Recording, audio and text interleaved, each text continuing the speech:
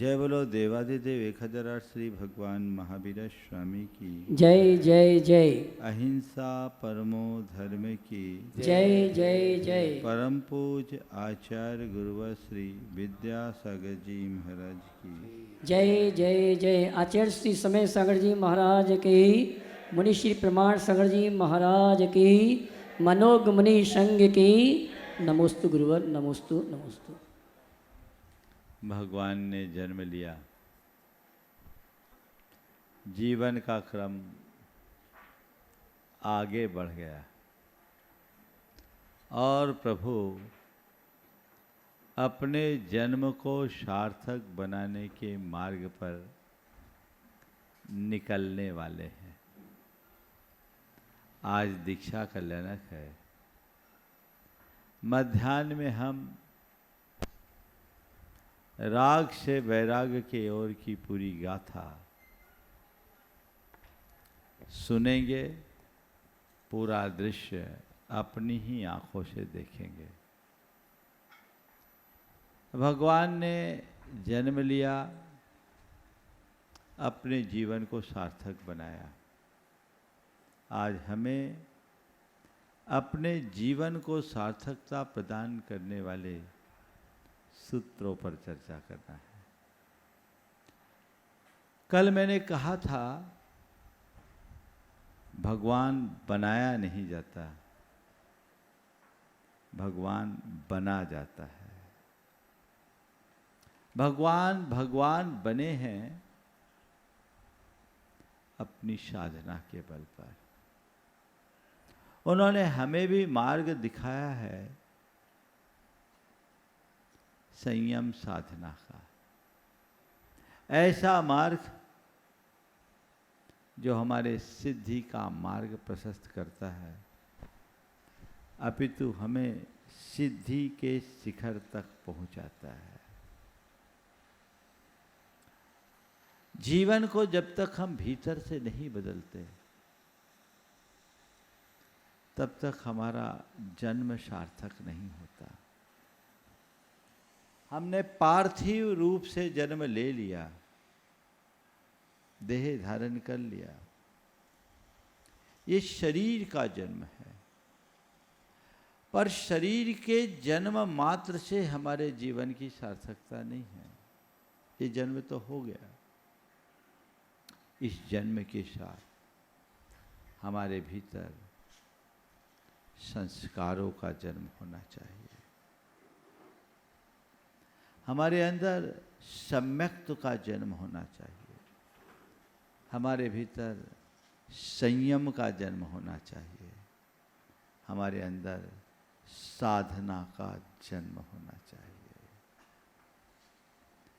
जब इनका जन्म होगा, तब कहीं हमारा जन्म सार्थक होगा।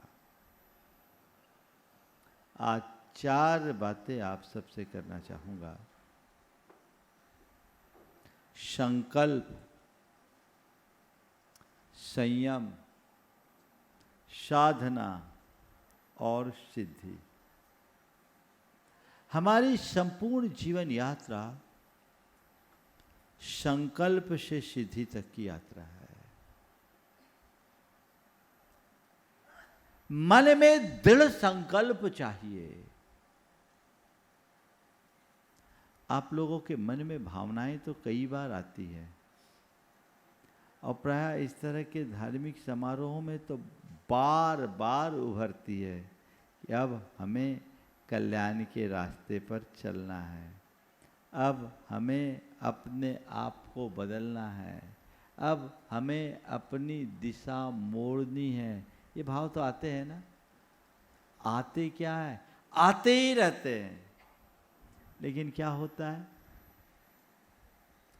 यहां से बाहर जाते हैं तो फिर वही कहानी शुरू हो जाती है। वही गलियां, वही चौपाल, कहानी जहां के तहां। क्या हो गया, कदाचित मन में कुछ सोचते भी हैं तो वही रुक जाता है। क्यों? क्योंकि हम अपने मन में दृढ़ संकल्प नहीं जगाते। मैं आप लोगों से एक सवाल करना चाहूँगा। आप लोग चाहते हैं कि मेरा कल्याण हो? बोलो, कौन कौन चाहता है मेरा कल्याण हो? चाहते तो सब है, पर आपको पता है जो चीज़ें आप चाहते हैं केवल चाहने से मिलती है क्या? हाँ, आप अपने व्यापार में सफलता चाहते हो, उसके लिए क्या करते हो? क्या करते हो? थोड़ा जोर से। आप अपनी पढ़ाई में सफलता चाहते हो, उसके लिए क्या करते हो? पढ़ाई करने का संकल्प करते हो। आप जो चाहते हो उसके लिए प्रयास करते हो, और प्रयास भी ऐसे नहीं करते, संकल्प युक्त प्रयास करते हो।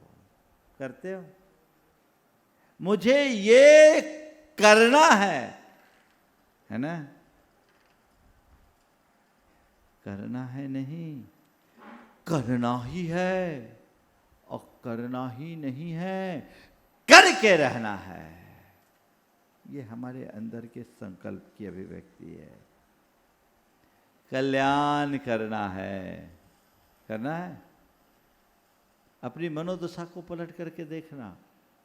सच्चे अर्थों में कहूं तो सब फर्जी बातें हैं। कल्याण से अभी किसी को उतना अनुराग नहीं है। अभी तो महाराज आप इतना आशीर्वाद दे दे कि जो हमारा चल रहा है, जैसा चल रहा है वही ठीक ठाक चलता रहे। क्यों? मोह ममत्व और मूर्छा हावी है। अभी चेतना जागृत नहीं है। एक मनोविज्ञान का प्रोफेसर अपने कुछ छात्रों के साथ एक रेस्टोरेंट में गया। वहाँ चाय पीनी थी। बैठे, तभी देखा आगे की सीट में 3 लोग आगे की टेबल पे बैठे थे, और 3 ने चाय पी। एक ने कप को उल्टा कर दिया, दूसरे ने कप को सीधा रखा, और तीसरे ने कप को आड़ा कर दिया। एक ने कप को सीधा रखा, एक ने कप को उल्टा रखा, और एक ने कप को आड़ा रखा। छात्रों ने प्रोफेसर से पूछा कि सर, तीनों ने चाय पी, पर तीनों ने कप को अलग अलग तरीके से क्यों रखा? ये इनकी किस मानसिकता को प्रकट करता है? बोले देखो, जिसने कप को सीधा रखा है ना, इसका मतलब है कि उसे उसे चाय और चाहिए, उसे चाय और चाहिए। और जिसने कप को उल्टा रख दिया, यानी अब चाय पर्याप्त हो गई। बोले तीसरा, बोले ये तो बड़ा बीच का है। बोले क्या है? बोले मिल जाए तो ठीक, ना मिले तो ठीक, है ना? संत कहते अगर कल्याण चाहते हो तो अपने कप को हमेशा सीधा रखो। देखो तुम्हारा कप सीधा है कि उल्टा? बीच वाले ज्यादा है। हो जाए तो ठीक, ना हो तो ठीक। ऐसा करोगे तो आज बीच में ही रहोगे, त्रिशंकु की तरह।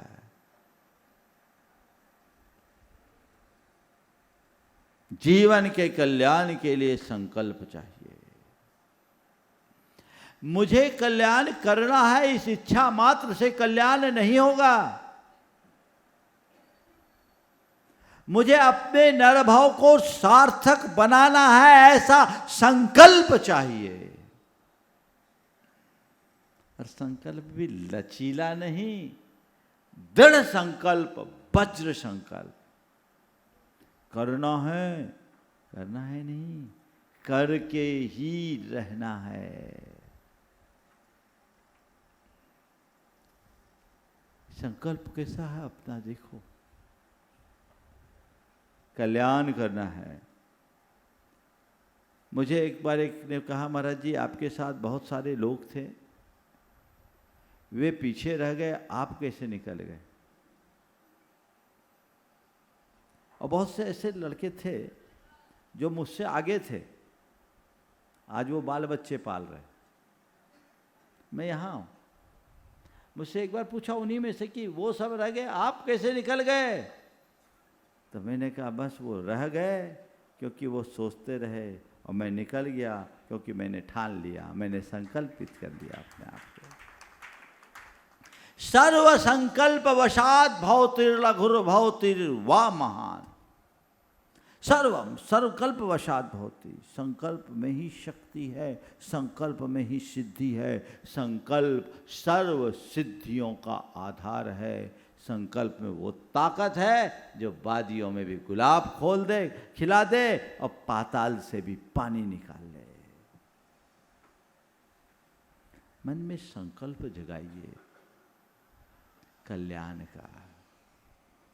और जब कल्याण की बात आती है तो एक भाव आता है कि अब सीधे सीधे मुनि बन जाऊं, दीक्षा ले लूं। अगर ऐसा संकल्प तुम्हारे मन में आ गया तो इससे बेहतर और कुछ नहीं होगा। लेकिन यदि कदाचित वैसा नहीं कर पा रहे हो तो भी घबराने की बात नहीं। कम से कम मैं अपने जीवन में संयम लाने का तो संकल्प ले लूं, और उतना भी नहीं कर सकते तो कम से कम जीवन को धर्ममय बनाने का तो संकल्प ले लूं। कदाचित जीवन को धर्ममय नहीं बना पा रहा हूं तो कम से कम अधर्म से दूर रहने के लिए तो संकल्पित हो जाऊं। बोलो, इतना तो चाहिए ना? कहीं तो आऊं। सबसे पहले निचले लेवल पर आए तो मैं अधर्म से दूर रहने के लिए संकल्पित हूं। कल्याण का मार्ग तब खुलेगा। तय कर लीजिए आज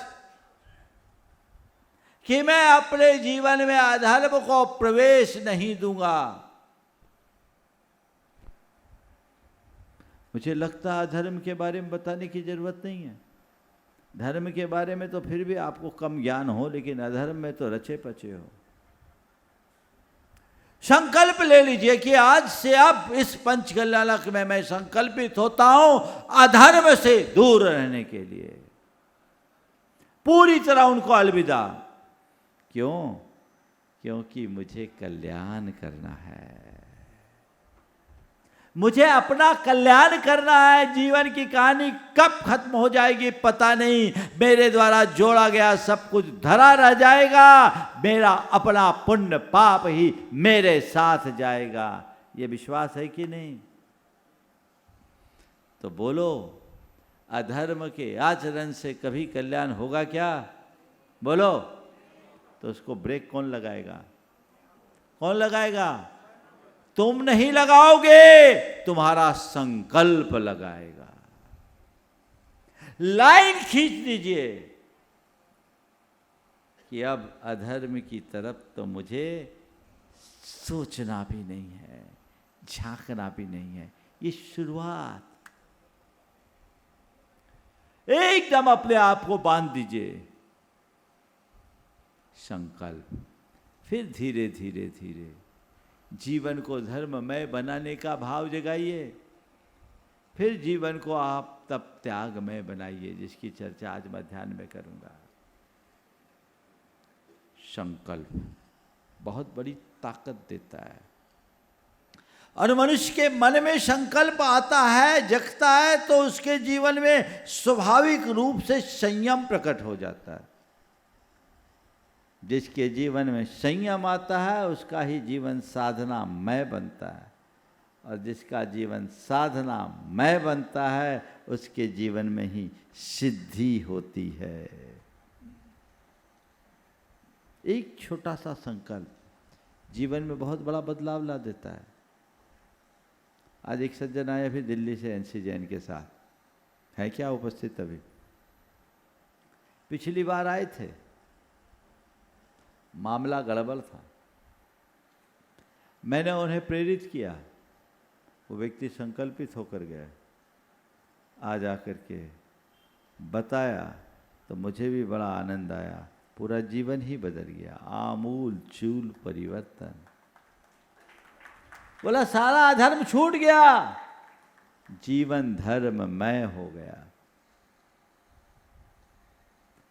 कब तुम्हारे मन का संकल्प जागे और तुम्हारा जीवन बदले, कहा नहीं जा सकता। अपने अंदर संकल्प जगाइए, कल्याण की ललक होनी चाहिए। मुझे अपना कल्याण करना है, ये दृढ़ संकल्प। मुझे अपने इस नर भाव को सार्थक बनाना है, ये दृढ़ संकल्प। मुझे अपना जीवन बर्बाद करने से बचना है, यह वज्र संकल्प। मुझे अपना जीवन यूं ही नहीं खोना है, ये पक्का निश्चय। करना होगा ना, यहीं से तो बदलाव होगा। संकल्प, फिर संकल्प के बाद आता है संयम। मेरे संपर्क में एक सज्जन, एक स्थान पर मैं था, 10 लक्षण के दिनों में सार्वजनिक प्रवचन था।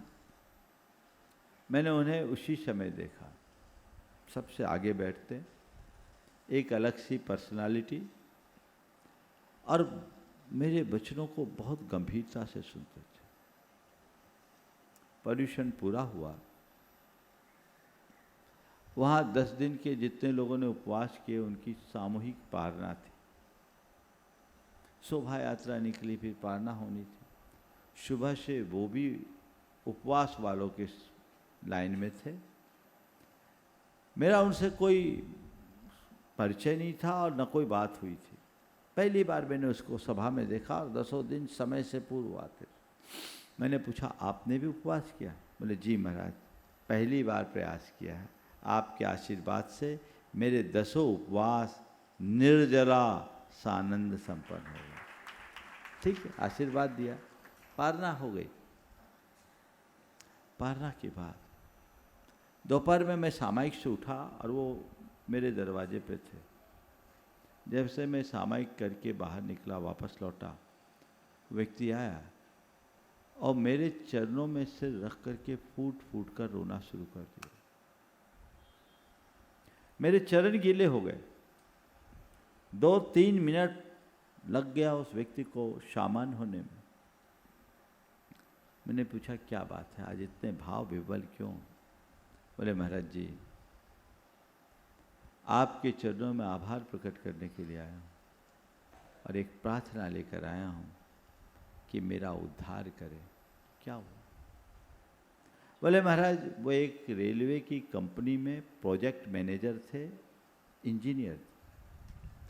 बोले, महाराज जी, मैंने अब तक हाई सोसाइटी के नाम पर वह सब कर्म किया है जो एक जैन को नहीं करना चाहिए। मैंने वह सब कुछ किया है जो एक जैन को नहीं करना चाहिए। महाराज जी, आपका यहाँ चातुर्मास हुआ, आप 2 महीने से यहाँ हो, मैं यहाँ आपके पास भी नहीं आया। 10 लक्षण पर्व में धर्म पत्नी के प्रबल प्रेरणा से मैं यहाँ आया और पहले ही दिन आपके प्रवचन से मेरे अंदर हलचल आ गई। आपने कहा था, धर्म धारण करने की चीज है, उदाहरण की नहीं। जो धर्म को धारण करते हैं वे खुद एक उदाहरण बन जाते हैं। बोले, महाराज, ये बात मेरे अंतर में बैठ गई और मुझे अपना अतीत जो बड़ा काला है वो दिखने लगा और मन में संकल्प जगा, अब मुझे इस कालिक को धोना है।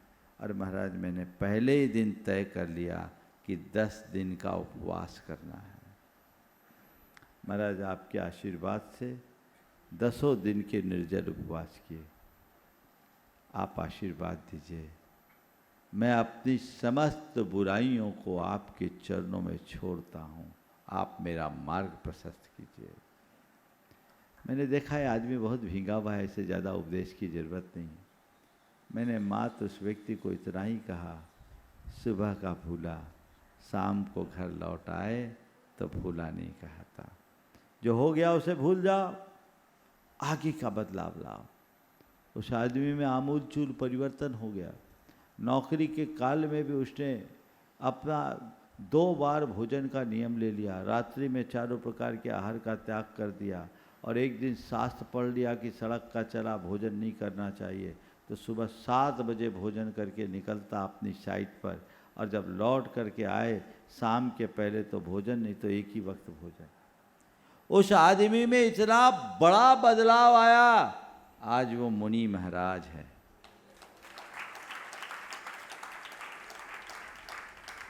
नाम मैं नहीं ले रहा हूं, मुनि महाराज है, पिछले प्रवास में मुझसे मिले भी थे। ये बदलाव किसका है? संकल्प। क्या पता कल तुम्हारी सभा में बैठे किसी व्यक्ति के मन में कौन सा संकल्प जग जाए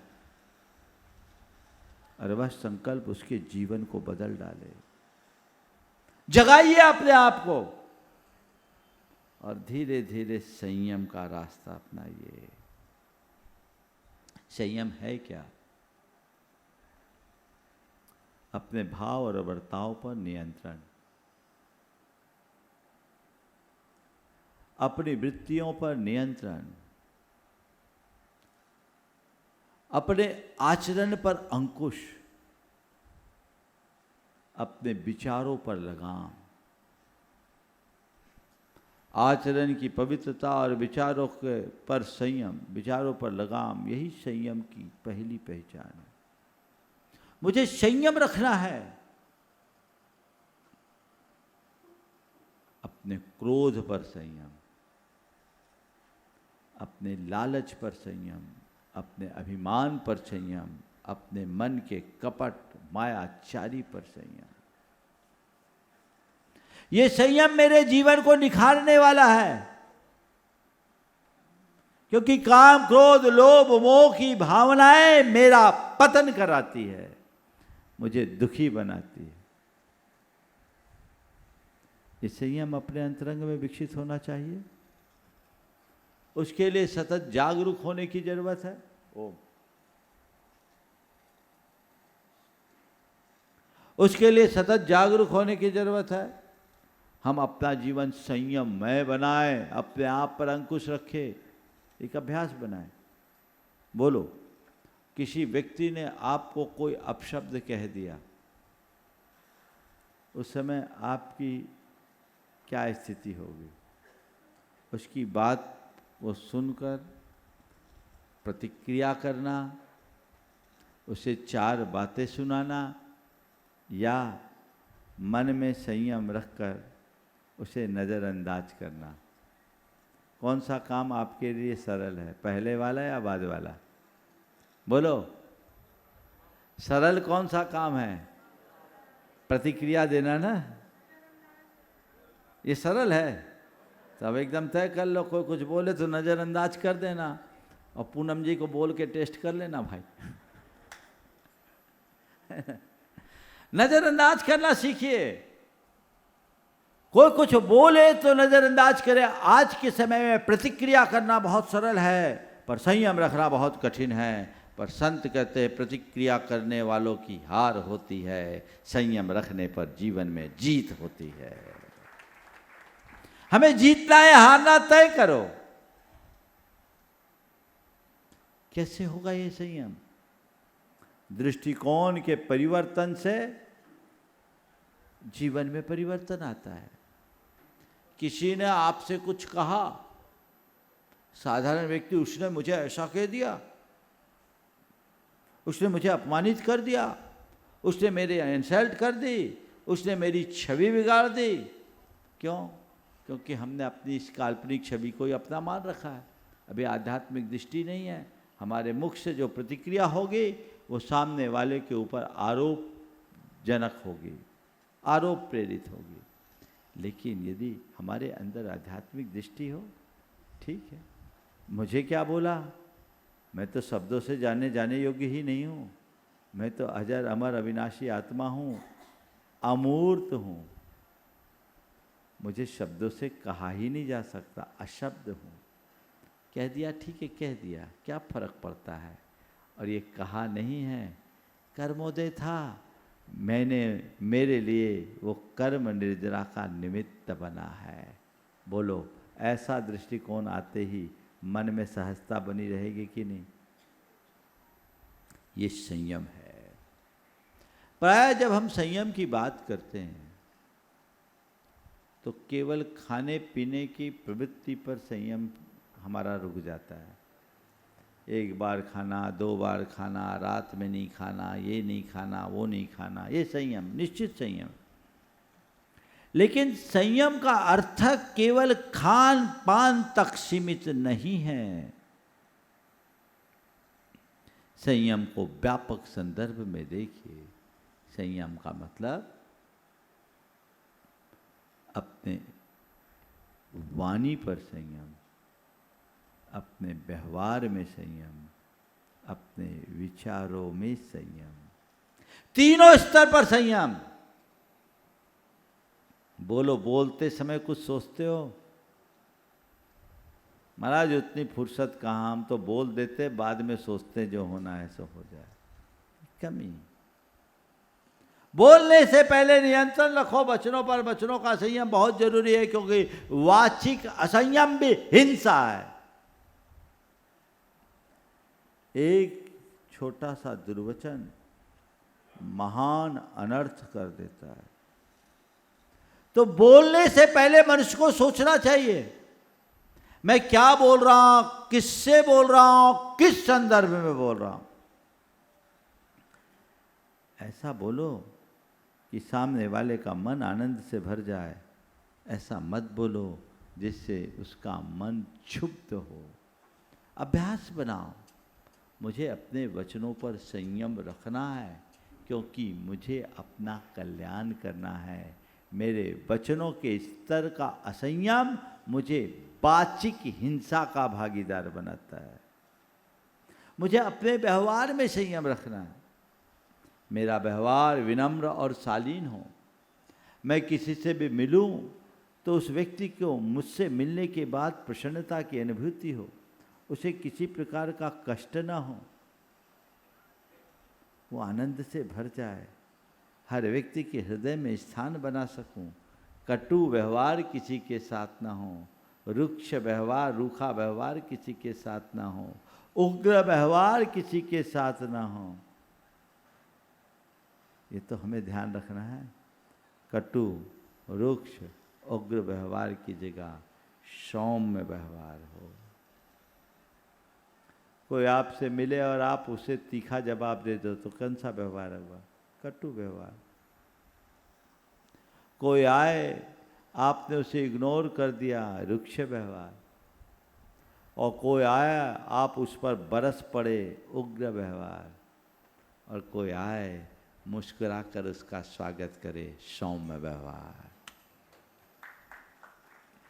है ना? कौन सा व्यवहार पसंद है आपको? कौन सा व्यवहार? सौम्य ना?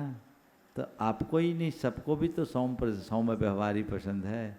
जब आपको किसी और का कटु व्यवहार, आपको किसी और का उग्र व्यवहार, आपको किसी और का रूखा व्यवहार पसंद नहीं है, तो आपके कटु, उग्र और रूखे व्यवहार को भला और कोई पसंद कैसे करेगा? यही संयम लाना है। और विचारों में संयम। न पता कौन कौन से विचार मन में आ जाते हैं। और मैं आपसे कहता हूं, अपने विचारों में संयम लाने के लिए सबसे पहला संयम है डिजिटल संयम। तय कीजिए, संकल्पित हो जाइए, अपने मोबाइल को एक समय सीमा से अधिक प्रयोग में मत लाइए। रात सोने से पहले मोबाइल अपने पास बिल्कुल मत रखिए। अपनी अच्छी नींद चाहते हो, तय कर लीजिए 8-9 बजे के बाद मोबाइल एक तरफ पटक के रख दो। अनावश्यक और अनपेक्षित बातों से मुझे जुड़ना ही नहीं। ये संयम जीवन में आएगा, जीवन अंदर से रूपांतरित होगा, चमत्कृत होगा। अपने जीवन को आप धन्य कर पाओगे। बदलाव चाहिए ताकि आप भटकाव से बचे। न जाने कितने कितने उल्टे सीधे विचार मन में उत्पन्न होते रहते हैं। बिना मतलब की बातों में जीव उलझ जाता है, होता है। देखिए कैसा होता है। ये व्यक्ति था, रोज घर के ओटे पे बैठ के वो दतोन करता था, और ठीक उसी समय एक सांड वहाँ आता था, और जो सांड था बहुत भारी भरकम था, और उसकी सींग थी ना बड़ी स्पेशल आकृति की थी, आर्च लिए हुए, ऐसा आर्च जैसा शेप था, एकदम आर्च बना हुआ। एक दिन दतोन करते करते उसके मन में ख्याल आया कि इसकी सींग में मैं अपनी गर्दन घुसाऊंगा तो घुसेगी कि नहीं, इसकी सींग में अपनी गर्दन घुसाऊंगा तो घुसेगी कि नहीं। अब क्या विचार दिमाग में भर गया। अब सांड आए, वो दतोन करे, दिमाग में एक ही बात, सींग घुसेगी कि नहीं, सींग घुसेगी कि नहीं, सींग घुसेगी कि नहीं। एक दिन बीत गया, 2 दिन बीत गया, 3 दिन बीत गया, बहुत जब बार बार यही बात हो गई, बोले झंझट मिटाओ, एक बार प्रैक्टिकल करके देख लो ना। और सीधे उसने क्या किया, सांड की गर्दन में अपनी, सांड की सींग में अपनी गर्दन घुसा दी। अब आप समझ लो फिर क्या हुआ होगा, फिर क्या हुआ होगा पता है ना, पर मुझे नहीं मालूम ऐसा कब हुआ, लेकिन अपने मन में उतर करके देखो, न जाने रोज कितनी बार सांड की सींग में अपनी गर्दन घुसाते हो। बोलो, होते हो? बिना मतलब की बातों में अपना दिमाग लगाना सांड की सींग में अपनी गर्दन घुसाने जैसा है। क्या मतलब है? क्यों घुसाओ? कोई काम का है? लेना ना देना, फिर भी तुम घुसा रहे हो। तो घुसा रहे हो तो हड्डी पसली चूर हो रही है, कचूमर तुम्हारा निकल रहा है, पा क्या रहे हो, हासिल कुछ भी नहीं हो रहा है। बदलाव चाहिए। तो वाणी के स्तर पर संयम, व्यवहार के स्तर पर संयम, विचारों के स्तर पर संयम, और ये जब संयम जीवन में आता है, नियंत्रण आता है, और उस नियंत्रित दिशा में जब हम आगे बढ़ने की शुरुआत करते हैं तो वही हमारी साधना बन जाती है। साधना है क्या? कोई पहाड़ तोड़ने का नाम साधना नहीं है। साधना एक अभ्यास है। वो क्या है? संयमित और संतुलित जीवन जीने का अभ्यास ही साधना है। अपनी चेतना को निखारने का अभ्यास ही साधना है। अपने दोषों और दुर्बलताओं को दूर करने का प्रयास ही साधना है। अपने मन को पवित्र बनाने का अभ्यास ही साधना है। तो संयम के बाद साधना जरूरी है। तीर्थंकर परमात्मा आज देखेंगे आप, संयम की राह पकड़कर साधना के मार्ग में बढ़ेंगे और तप के तेज से वे सिद्धि को प्राप्त करेंगे। तो संकल्प, संयम, फिर क्या है? साधना, तब सिद्धि। पहली बात, बीज तो संकल्प का बोना पड़ेगा। संकल्प का बीज बोओगे, संयम के फूल खिलेंगे, साधना का फल मिलेगा, तो सिद्धि का वृक्ष खिलेगा। ये जीवन का एक मार्ग है। जीवन को वैसे ही आगे बढ़ाएं। आप लोग बहुत आनंद में हैं, पर मैं चाहता हूँ ये आनंद केवल पंच कल्याणक तक न रहे, ये आनंद पूरे जीवन बना रहे। ये रास्ता अपनाइए और मन में अपने कल्याण का संकल्प जगा लो। जीवन आनंद से लबरेज हो जाएगा। संकल्प जगा लीजिए कि नहीं, मुझे आनंद तो पाना ही है, कल्याण करना है, अब अकल्याण नहीं करना। अनंत जन्म बर्बाद कर दिए, भाव भाव में मैंने पाप और अधर्म का आश्रय लिया। ये मेरा दुर्भाग्य था कि उस समय मुझे आंखें खोलने वाला कोई नहीं था। आज ये मेरा परम सौभाग्य है, मेरे परम पुण्य के योग से मुझे सद्गुरु का सानिध्य मिला है, मुझे अच्छे संस्कार मिले हैं, मुझे दिशा और दृष्टि मिली है। अब मैं मुड़ कर नहीं देखूंगा, कभी भी अधर्म के मार्ग पर नहीं चलूंगा। ये सोच, मुझे कल्याण करना है, ठान करके चलेंगे तो सुनिश्चित रूप से जीवन का उत्थान होगा। समय आप सबका हो गया है। मध्याह्न में हम फिर भगवान के दीक्षा कल्याणक के काल में अपनी बात करेंगे। अभी यहीं पर विराम। बोलिए अहिंसा परमो धर्म की।